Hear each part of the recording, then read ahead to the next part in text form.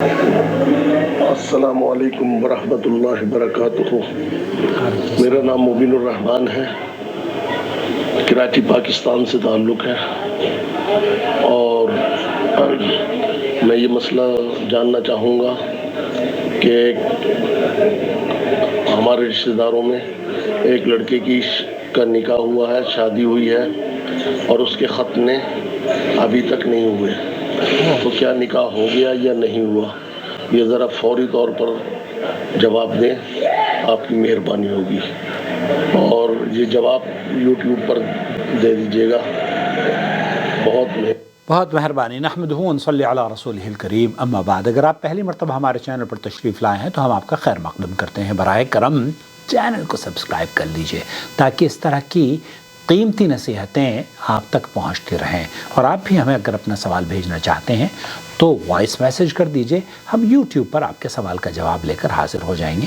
Face بک، YouTube, Instagram اور ٹک talk وغیرہ پر ہمارے چینل کے مختلف پلیٹ فارم پر موجود ہیں۔ ڈسکرپشن باکس میں تمام لنکس آپ کو مل جائیں گے۔ سماحت شیخ عبدالعزیز بن باز سے اسی طرح کا سوال پوچھا گیا تھا۔ کسی نے کہا کہ ہم نے یہ سنا ہے کہ ایک آدمی اگر بچہ پیدا ہوتا ہے اور بچے کی پیدائش کے بعد اس کی ختنہ نہیں ہوئی، تو جب ختنہ ہی نہیں ہوئی تو گویا کہ وہ مسلمان ہی نہیں ہوا، اور جب مسلمان ہی نہیں ہوا تو گویا کہ اس کی نماز بھی نہیں ہوئی، اور نماز بھی نہیں ہوئی تو گویا کہ اس کا روزہ بھی نہیں ہوا، اور حج بھی نہیں ہوا، اور نکاح بھی نہیں ہوگا۔ سماحت شیخ عبدالعزیز بن باز نے فرمایا تھا لیس بصحیح لیکنہ واجب تطہیر الصبی وهو الختان۔ آپ نے جو مفتی مملکت سعودی عرب ہیں انہوں نے فرمایا کہ اللہ کے رسول صلی اللہ علیہ وسلم نے فطرہ خمس، یہ جو ختنہ ہے اسے بعض اہل علم نے واجب قرار دیا ہے، اور بعض اہل علم میں اس میں کوئی شک اور شبہ نہیں ہے کہ یہ مسنون عمل ہے، اور اللہ کے رسول صلی اللہ علیہ وسلم نے اسے فطرت میں شمار کیا ہے۔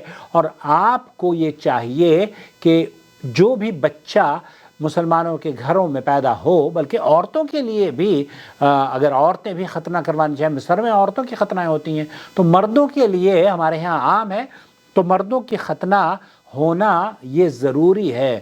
آپ جو مردوں کی ختنہ ہے اس کے بارے میں شیخ نے فرمایا فالواجب قطعها قبل البلوغ، جب وہ چھوٹا بچہ ہو تو اس وقت اس کو اس ختنہ کے اس حصے کو، شرمگاہ کے حصے کو کاٹ دیا جائے، جس سے کہ وہ ختنہ عمل میں آ جائے۔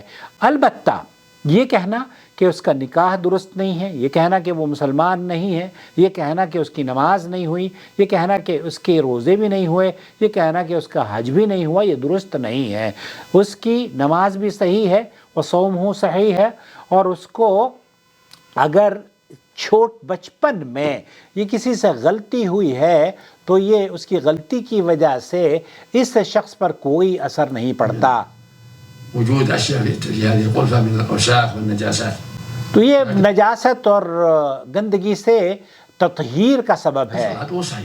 صلاته صحیحہ، لو بلغ البلاغ ولم يختن صلاته صحيحه وصومه صحيح، وقصرها انه اخطا وانه غلط وانه عصى وانه عصى۔ تو شیخ فرما رہے ہیں کہ اس کے والدین کی طرف سے یہ کمی ہوئی ہے، البتہ اس بچے پر کوئی گناہ نہیں ہے۔